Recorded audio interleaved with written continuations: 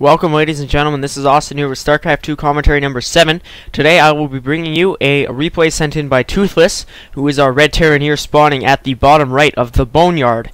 His partner being StarCraft, our blue Zerg, and their two opponents, another Zerg, the teal player Grinkle, and the purple Terran Tape.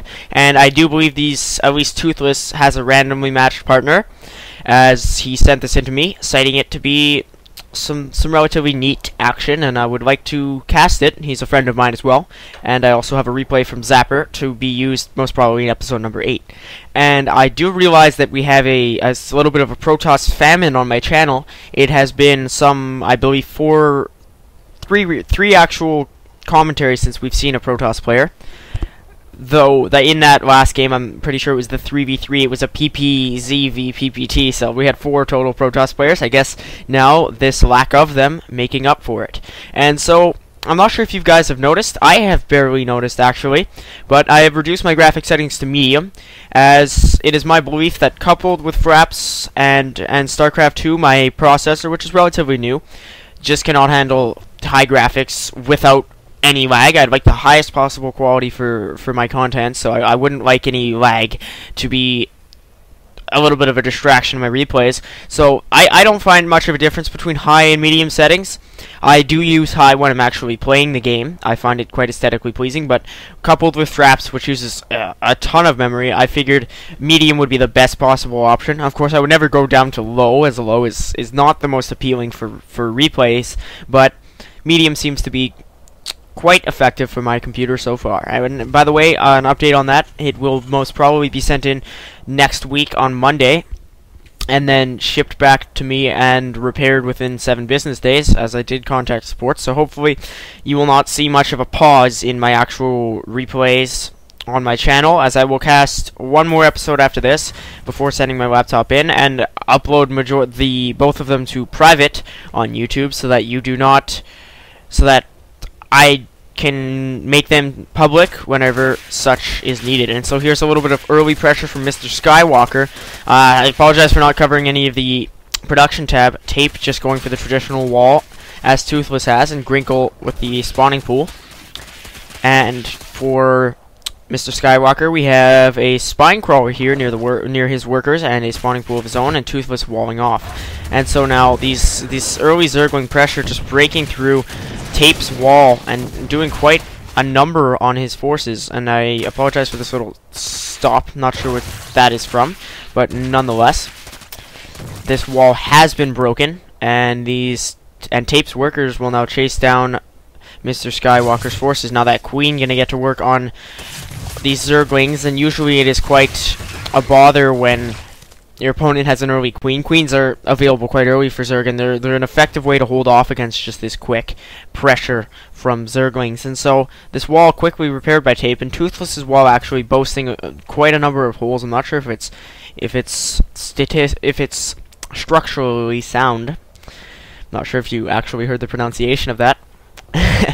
So here is an engineering bay in production from Toothless, and just an SCV idling near his opponent's base, I guess for scouting purposes or something of the sort. And so Tape has an admirable wall here, and we just have a little bundle of 4 Zerglings from Grinkle. He is getting his second, actually both of his extractors at the same time, and he has a Roach Warren finished. Here's the first refinery for Tape, and Toothless already has one. No gas for StarSkywalker, but a second hatchery, so I guess a macro hatch for just fast Zergling production. Here's Toothless patching up his wall, so not sure why there must have been a hole here, so he's building a second supply depot behind. And the Zelnaga vision controlled by Grinkle, quite smart actually.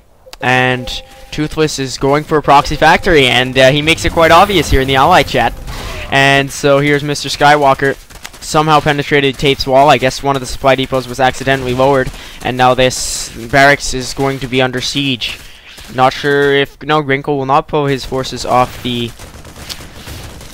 Zelnaga tower. Now these SCVs will get the surround on the Zerglings, but Tape's barracks will be repaired imminently. So that was quite a harass from StarSkywalker, as he has just kept his opponents off their feet, and that is always key for Zerg players. If a Zerg's opponents manage to if a Zerg's opponents manage to stay fine economically, then the Zerg themselves will lose. You know, playing Zerg is centered around making sure your opponent cannot balance and cannot produce.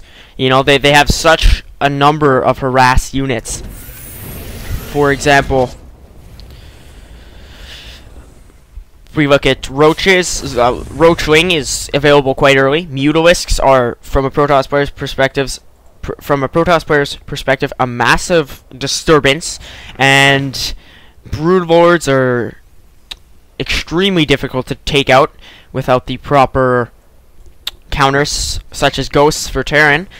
Yet, of course, Zerg are all biological, but Archons do come late for Protoss, and Ghosts, even as a counter to Broodlords, do arrive quite late. And so here's five Hellions in production from Toothless's proxy factory here, and I'm not sure if any of his opponents have seen this. I do not believe they have. Yes, they have, just not paying any attention to it. I do remember once when Hesperide and I were playing a 2v2. Hesperide is a friend of mine who has you have not seen any of his replays on this channel. On my old channel, he sent in the first replay, and when we were playing a 2v2, we attempted to cheese our opponents and succeeded, actually, but one of them actually built a hatchery in the middle of our base, so we did not notice that until late game and ended up winning. And this cheese was not unprecedented. We had been cheesed the game before and were frustrated, and Toothless had better lift this off. It would be quite a blunder if he were to lose it, and he's going to, absolutely. So there goes his factory. I'm not sure why he would do such a thing. I have not heard too much of proxy factories, but it does not seem like a very successful strategy. We just have this massive roaches from Grinkle that capable of just inflicting massive punishment on his opponents. And so here we have Toothless with the open wall, so he has to be careful of that. There he goes. As if listening to my psionic powers, Toothless lifts his supply depot right away. Hopefully I'll be able to command him to do a few other things as we go along. So about 10 minutes into this replay, of course 10 StarCraft minutes, as it is on faster, have passed, and not too much action, just some attempted harasses from both sides, and StarSkywalker's put adequate pressure on Tape's wall, and now here's going to be a massive push from the Grinkle Tape team. Well, massive at least for this time in the game. Just this huge ball of roaches and the small M&M prism here. I remember that game that I did note it was an obtuse/acute angled line, and a number of friends that have viewed the videos have corrected me. I believe it was an obtuse angled line. Yet StarSkywalker asking Toothless to lower, but this is a terrible time for such, as should he lower, they would be exposed. And here he is lowering his wall, and let us see if, okay, immediately Toothless raises his wall, but that would be laughable if his opponent struck as the moment that he lowered his wall. And so here is a barracks, actually yes, a barracks, I predicted that once more, a barracks and 2 bunkers in production from Tape, and a filled bunker from Toothless. So this is quite an exciting siege, as let us see if this factory can be produced enough in time enough for siege tanks to be produced. But I mean siege as in the pressure being put on by the Zerg and Toothless' Zerg and Terran opponents, as they could just, they have their little backup reserve line here. And here's the roach pressure right away from Grinkle, and this barracks bunker, it's such a tongue twister. This bunker inflicting some minor damage on Toothless and StarSkywalker's opponents, though I do not believe they will be able to hold off these roaches. Suddenly a massive flood of Zerglings from StarSkywalker. They will tie up Grinkle's roaches, and I think he might be able to hold here. Grinkle is going to lose a massive amount of forces to this counter from StarSkywalker's Zerglings, and so Toothless just inflicting some massive damage from these Marauders and Marines. And here is the successful hold, so I'm not sure what Tape is planning. He has a missile turret, 2 bunkers, and a barracks, and I apologize for constantly mixing up barracks and bunkers. And let us look here at the bunker picking off Tape Tape's bunker picking off passing Zerglings, and so we see here Grinkle has an expansion quite close to his opponent's main, but that is not sensible, as StarCraft has an expansion of his own quite far out. And so here is Toothless opting to eradicate the base while his opponent counters, and so this barracks is going to be lifted off. I'm not sure what Tape's intent was. I suppose to serve as a fallback line for when an imminent counterattack was to arrive, but that did not succeed, as Toothless and StarCraft's counterattack forces quickly punctured his minimal wall, and here's just a huge, massive roach eggs in production for Grinkle. He has one roach finished, but if he can just stall long enough, he will have an army of them. And here's Tape massing outside of his own base. Toothless pinging, I'm not sure why. They're coming, I think. Well, you are quite correct, Toothless. Grinkle and Tape are massing up, but not pushing just yet. And as I did say before, I'm not sure why he would want to, why StarCraft would want to place his natural here, as I question why Grinkle would want to place his here. It is so easily placed under siege by opposing forces that he just now actually he migrated a large amount of workers from his main, and they were put under light attack from Grinkle's Zerglings. So it is not very wise to place your natural too far from your main, as your workers have quite a long commute, and workers with a long commute are usually unsatisfied. And luckily for StarCraft, StarCraft does not allow for strikes and unions. It is not that close to real life. And so here we have Grinkle's roaches and Tape's M&M forces waiting eagerly inside their wall, and just a reinforcement of roaches 0-0 though, so that could be a game changer, as no upgrades for StarCraft's Zerglings either, and no upgrades all around, I suppose. Oh, here finally we have Terran infantry weapons level 1 in research from Tape's engineering bay, but nobody else has any upgrades in production, and all of a sudden we have 10 Mutalisks in production from StarCraft's hatchery. And actually it is now at a lair, as I did not realize. And so just these 10 Mutalisks, mutiling, I believe the strategy is referred to as, is quite effective, as these lings will tie up the roaches, and then the Mutalisks will do considerable damage to ground forces. And so we just have this massive amount of roaches at this point, 17 minutes in, not upgraded in the least, and I find it quite difficult to wonder how Grinkle has not realized that Mutalisks are a viable option for his Zerg opponent. And so here is just this queen is about all that Grinkle has to defend his base with, but these Marines are quite an excellent counter to Mutalisks, yet I believe they will fall.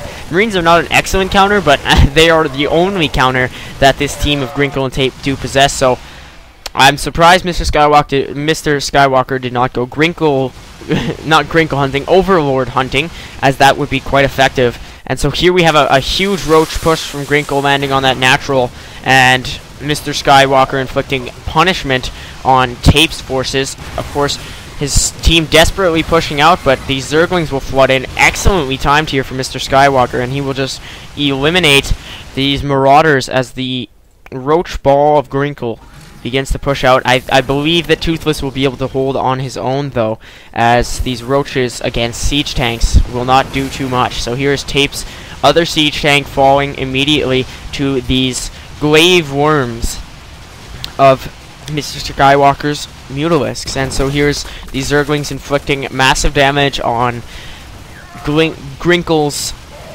spawning pool, and the Mutalisks targeting a number of enemy structures, specifically Tape's. And so here is Toothless's huge amount of siege tanks waiting eagerly inside his base. I'm not sure why he is not pushed out yet, or at least attacked this natural. And so the roaches of Grinkle are slowly but surely falling. Roaches actually do have 145 health. That's quite a lot for a unit so easily accessible early in the game. And here's a Thor in production for Toothless. So as we've seen in the past two replays, we will most probably see a Thor just before this game concludes, which I'm not ready to call it just yet, as this mass of roaches is still thriving. Not thriving, but still alive. And so there are only some... Let me try to double click this here. There are only some 3 Mutalisks left for Mr. Skywalker, and he suddenly has 9 more in production, so I'm sure it will not be an issue for him to inflict some more harass damage, but Grinkle's push could put an end to that Mutalisk production if he can somehow manage to penetrate Toothless's Byzantine wall. This is a specific reference intended for him, as he plays Age of Empires, and the Byzantines were quite a powerful faction in that RTS game, which is it includes many historical civilizations, and the Byzantines had access to most of the technology in that game, and so that is just a reference for Toothless. And so he has an M&M ball, a mass of siege tanks, some unsieged, some sieged, and 1 Thor, with 3 more in production. Actually, yes, siege tanks streaming out of one factory and Thors out of the other. This armory is not upgraded anything, and his infantry do have weapons level 1, and so does his opponents. Yes, they both sides have weapons level 1. Yet these Grinkle's roaches have no upgrades, and Mr. Skywalker's Mutalisks have none either. And so Toothless, proclaiming he has spent all of his Vespene on tanks, he has yet to... Oh, no, he has expanded here. And so... Oh, I apologize for that voice crack there. I'm a little bit tired. And here is an infestation pit from Grinkle, so he's just desperately trying for some late tech with this roach ball still managing to survive. 250mm strike cannons producing at... I believe it is the Factory Tech Lab. Is it? Yes, it is. Okay. And so here's the push from Mr. Skywalker, who has actually put on the most pressure. Toothless has been mostly sitting back and guarding his own base, which is not necessarily required when your opponent has air, and his Zerg opponent has nothing to counter air with. And so finally Toothless will almost arrive in military parade format. These Thors walking in the left-right pattern, and the siege tanks surrounding them and pushing them forward.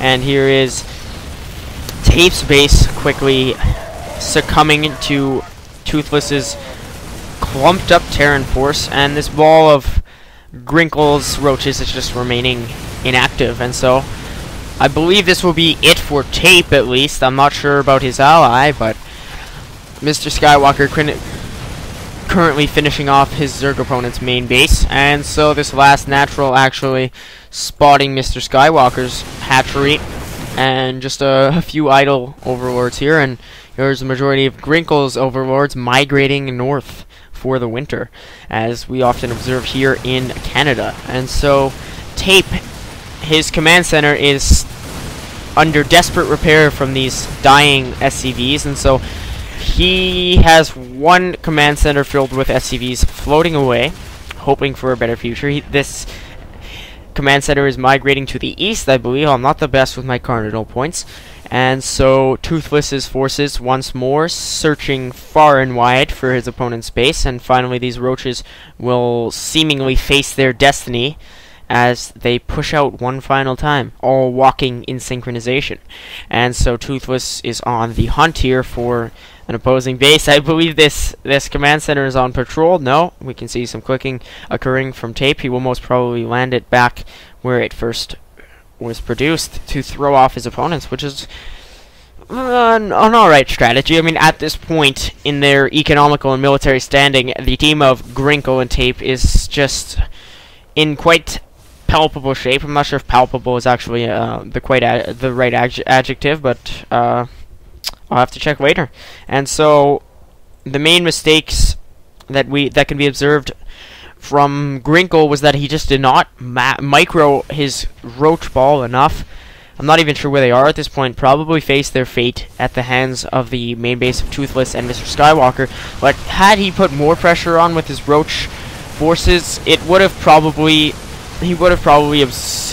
experienced a more successful game, as he now leaves with his forces in peril, and Tape leaves as well.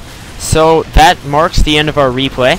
Well, actually, not quite yet, but momentarily, it will most probably be the end of our replay, unless Mr. Skywalker and Toothless turn on one another.